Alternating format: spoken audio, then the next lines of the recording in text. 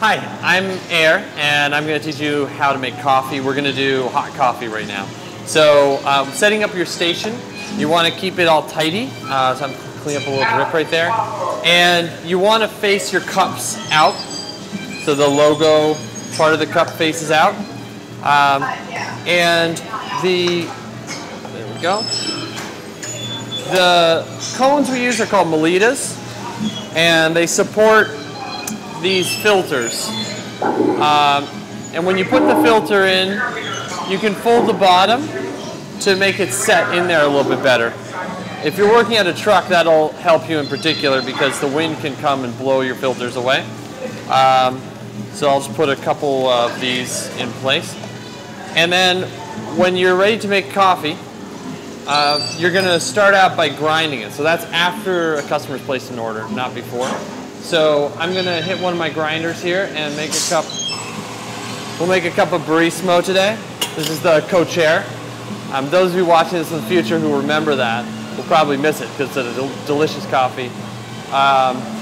So the grinders are set to grind exactly 25 grams. We're considering changing our method, and so in a few months I'll have to update this video. But for now, it's exactly 25 grams. So you take the fresh ground coffee, and you're going to put it in on top of your cone to knock it out so it's nice and empty. It's got an anti-static film on there, so it should come out pretty nicely. And you don't have to muck with it. You're going to want to take your kettle and make sure it's empty, so there's nothing in it. If there's something in it, just dump it out. The reason is if you have even a little bit of water in there that's not hot, it will change the temperature of the new water you put in there. So you want to make sure it's empty before you start to fill it. And you can fill it up with water. Your water should be at least 205 degrees.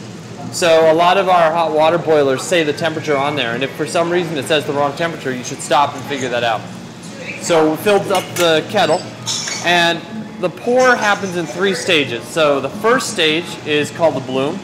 Then we're going to do a second pour and a third pour, and that'll be the full process. So the first pour, I'm going to put 2 to 4 tablespoons right on the grounds. So it's not a lot of hot water.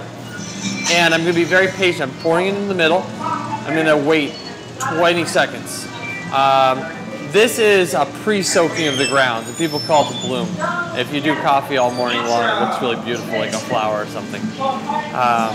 So I'm going to give it plenty of time. I'm not going to rush it. And once we're getting past like a 20-second mark on that, we go ahead and I'm going to pour again onto this. And I'm going to pour right into the middle. This time I'm going to bring it right up. So I don't have to pour slowly or anything.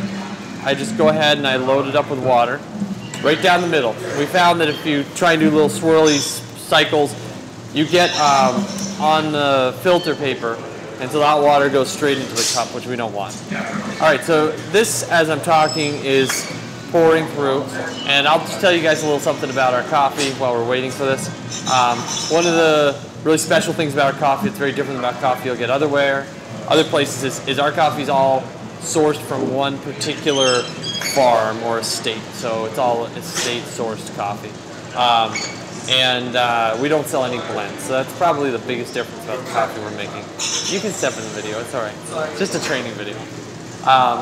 As this is pouring down, it's going to get close to the bottom. You don't have to wait till it's like dry, but as it gets down, this cup will be about half full.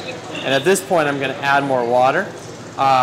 So I'm going to pour to it, and again, I'm going to bring it all the way up.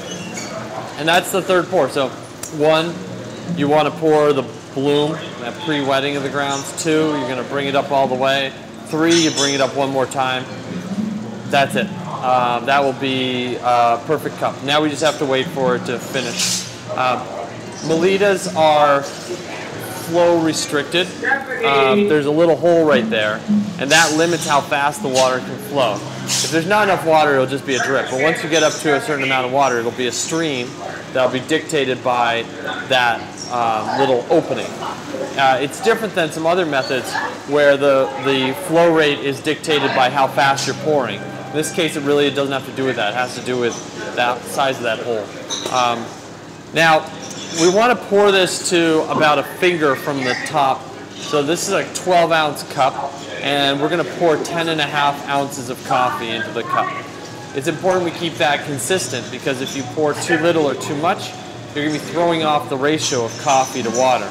As long as we keep that final volume consistent, we're going to be keeping a consistent ratio of coffee to water. So I'm going to go ahead and I'm going to pull it off into my dump bucket, which I had handy, and this cup is perfect. It's ready for a customer. Oh, and Stephanie ordered one. Stephanie!